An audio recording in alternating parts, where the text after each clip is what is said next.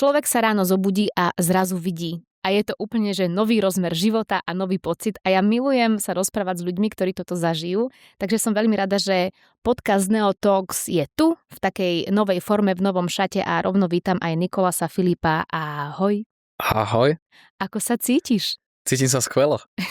Máš 2 mesiace po operácii, že? Áno. No, takže pre všetkých tých, ktorí teraz si hovoria, že 2 mesiace, tak jeho to ešte musí bolieť a musí prežívať muky. Povedz, ako sa cítiš naozaj? Prežívaš muky, bolí ťa niečo? Úplne úprimne necítil som nič od prvého dňa. Takže prvý deň bol taký, že vlastne som už videl hneď po operácii a odtedy som nemal žiadny problém.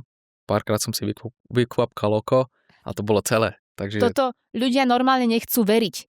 Ale my sa ich takto snažíme presvedčať, že naozaj to tak je.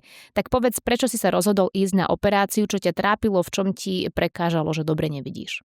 Najviac mi asi vadilo, hrám futbal, do toho aj podnikám, takže veľa komunujem s klientami a stále som musel nosiť okuliare a keď prší alebo idete do tepla, máte hneď zamhlené. Stále som si musel brať šošovky na tréningy 2-3 krát denne a bolo mi to nepríjemné, nesedelo mi to. Takže to bol taký ten najväčší dôvod, prečo som nad tým začal rozmýšľať. Športovci niekedy hovoria, že tie šošovky sa samozrejme aj posúvajú, tým pádom nepodali taký výkon a tak bol to aj tvoj prípad. Áno, áno. A čo sa mi stalo? Mali sme zápas a trafila mi do toho lopta. A tá šošovka mi vlastne vbehla úplne hore a musel som skončiť, takže po 20 minútach som skončil. A neboli góly? A nebolo nič. Mal som len veľké oko a to bolo celé. Veď toto. A potom si tam šramotil tými rukami a snažil sa to vybrať. Viem, zažila som to tiež. A tak si povedal, dlho si sa odhodlával? Nie. Ja už som nad tým rozmýšľal asi 2-3 roky, že na to chcem ísť. Ale všetci mi hovorili, že no to môžeš až keď bude 25, keď budeš starší a potom som sa dozvedel, že sa to dá už skorej. Áno. Takže hneď, ak som mohol, tak som išiel. Dobre, mal si také, že stres, trému alebo niečo podobné? Odžíval si takéto niečo? Bál si sa? Nie.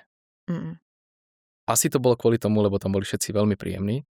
A už keď som tam prišiel, tak to bolo také kľudné, aj povedal by som také rodinné, lebo tie sestričky aj doktorky sú veľmi príjemné, takže som sa tam fakt cítil akože dobre, jak doma. Ale čo je dôležité povedať, ty najskôr absolvuješ vyšetrenie a nie je to tak, že vyšetrenie a v ten istý deň operácia, pretože áno. Niektoré kliniky to tak robia a nie je to úplne najbezpečnejší postup, pretože čo sa deje na tom vyšetrení predoperačnom? Ako si ho ty pamätáš? Ako si ho pamätám? Samozrejme byť doktor, ktorý mi to celé vymenuje, jasné. Hej, ale že ako si to ty pamätáš, aký si tam mal pocit a čo s tvojimi očami robili?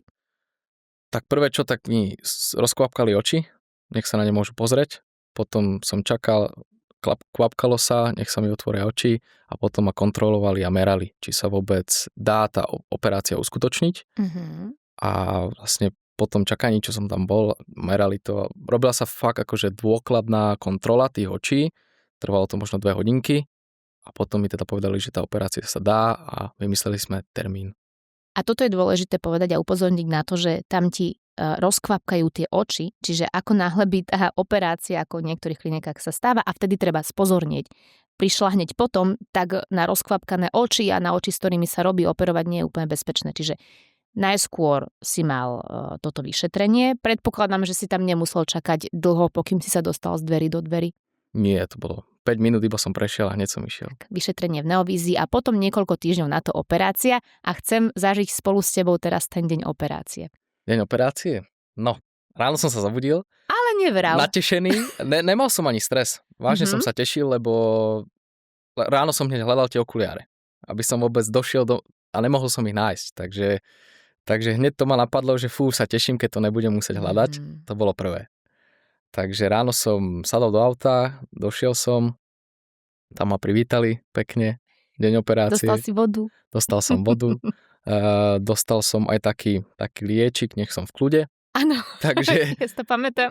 Takže to som si všetko si dal poctivo. Jasné, ja aj vieš prečo, lebo som chcela vyskúšať, čo ten liečik so mnou urobí, lebo som to nikdy v živote predtým nemala. Áno, no a potom ešte ma skontrolovali pred operáciou. Potom sme si sadli, obliekli ma do takého pekného mundúru a išlo sa na operáciu. Dostal si plišaka? Dostal som plišaka. Priamo na tom lôžku operačnom som si dostal pekného plišaka, takého medvedíka A už som bol v kľude a operácia bola veľmi rýchla. Čo znamená veľmi rýchla? Lahol som si, 10 sekúnd trvalo, než to pripravili a 10 sekúnd trvala celá operácia na jedno oko. Čo si videl alebo nevidel? Vieš, čo sa dialo v tebe, v tvojej hlave a vôbec v tvojich vnemoch počas tej operácie?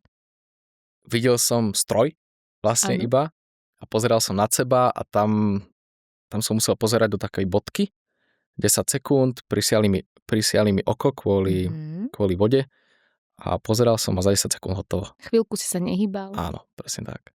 A bolo to bolestivé? Vôbec. Že? Vôbec. Pre mňa to bolo až prekvapivé. Že vlastne nič, že skôr to bolo fascinujúce, že čo vidím a čo sa deje pred tým mojim okom. Takže 10 sekúnd jedno oko? 10 sekúnd druhé oko? A? Ďalej? Konec. To je normálne, že neuveriteľné. Dobre, a potom ťa poslali domov s čím? S akými odporúčaniami? Že nemám veľa behať.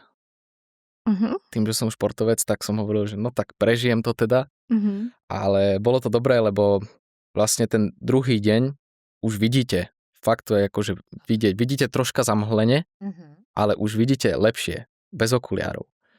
A musíte si kvapkať antibiotikové kvapky. Jasné. A mali by ste ísť spať. To je také najdôležitejšie.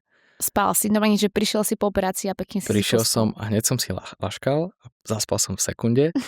Zobudil som sa a už som videl tak o 60% lepšie. A ja sa veľmi rada pýtam presne na ten moment, že keď sa zobudíš prvýkrát po operácii a otvoríš tie oči, ako si sa cítil a čo si ako prvé pozrel? Ruky. Pozeral som sa na ruky takto, do diaľky.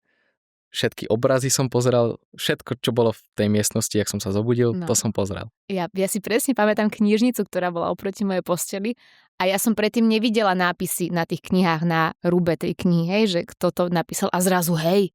A ostala som, že wow, akože bez okuliarov, iba tak, že otvorím oči. To je sila, že? To je sila. Ja som tam mal taký nápis a hovorím, že ja viem konečne prečítať. No. Bolesť, čo? Nebola vôbec. Jediné, čo cítite, tak je, že máte sem tam suché oko. Taký ten týždeň po tej operácii a potom už vôbec. Ale na to sú koniec koncov aj tie kvapky. Presne tak. Dobre, ako sa tvoj život zmenil po tej operácii? V čom to hlavne vnímaš, že je to iné, že je to oveľa lepšie trebárs? Najviac asi taká sloboda, lebo nemusím stále hľadať tie šošovky, že si ich musím kúpiť, že som na ne zabudol teraz, že kde mám okuliare, to bolo asi najhoršie a takto nemusím rozmýšľať nad ničím. Pamätáš si niekedy, prepáč, že do toho skáčem, ten pocit, keď si omylom zaspal so šošovkami? To som chcel teraz povedať. No. To bolo strašné. Každý z nás asi ide niekam večer sa baviť. Áno. A potom, keď dojde, tak proste zabudne. Chce ísť spať a sem tam zabudne. A ráno sa zobudí a nevie nájsť tú šošovku. No. Takže to bolo strašné. Alebo tie suché oči ráno, no. A toto už nezažívaš vlastne, že? Vôbec. Čo sa týka športu, vidíš spoluhráčov? Vidím spoluhráčov, ale príde mi, že vidím celkovo aj lepšie. Lebo predsa tú šošovku máte iba v strede a je to periférne videnie, všetko je lepšie. Povedal by som, že to zlepšilo. Vidíš, toto je dobrý point a vlastne keď sa tak nad tým zamýšľam, tak máš pravdu, že síce človek, keď nosú šošovky, tak vidie lepšie, samozrejme vďaka tým šošovkám, ale máš úplnú pravdu, že aj tak to nebolo úplne to, ako to mám teraz. Áno. A ja mám 8 rokov po operácii a stále ten výsledok trvá. Aj napriek tomu, že mnohí neprehenici hovoria, že to sa ti pokazí, nie je to tak. To iba akože pre teba taký reality check, že áno. A čo by si mal čakať. Koľkátky si ty mal predtým dioptrie? Ja som mal 1,5 na obidve oči. Nevidel som do diaľky. Akože dalo sa to bez okuliarov, ale bolo to veľmi nepríjemné. A takto som chodil a strašné to bolo. A napríklad večer, šoférovanie a všetky tieto veci. Musel som určite s okuliarmi. Tu sa nedalo bez. Pol roka po operácii neprišla nikdy žiadna bolesť? Ani nič podobné? Ani jedna. A dnes si absolvoval vyšetrenie? Áno. Ako prebiehalo to? Došiel som, vypil som si kávu priamo na klinike. Áno. A spätne som si sadkal, počkal som, už sa nekvapká nič, iba dojdete, došla sestrička, všetko sme skontrolovali a za 50 minút bolo hotovo, úplne. Dostal si aj nejaké odporúčania? Dostal som, prvé čo som dostal, tak je certifikát. A potom vlastne žiadne. Povedali mi, že už môžem robiť úplne všetko bez obmedzenia a že kontrola by mala byť tak za dva roky. Áno, že človek by to raz za čas mal predsa len dať skontrolovať, ale inak bolo všetko v pohode. Presne tak. Ja sa pýtam v tomto podcaste a chcem sa to opýtať aj teba, že čo je podľa teba na tomto svete dobre vidieť, pretože aj vďaka tomu, že človek absolvuje operáciu, lepšie vidí a môže to byť úplne čokoľvek, že čo je pre teba také vzácne vidieť tými už teraz zdravými očami. Ja mám najradšej, že prírodu, alebo také tie pekné výhľady do prírody, alebo keď si niekde vo výšine a môžete sa pozrieť dole na mesto, tak to je úplne iné pozrieť vlastnými očami a cez umelé oči. Tak ti želám veľa takýchto pekných, príjemných pohľadov a výhľadov a veľa šťastia. Aj tebe. Ďakujem veľmi pekne. Aj ja.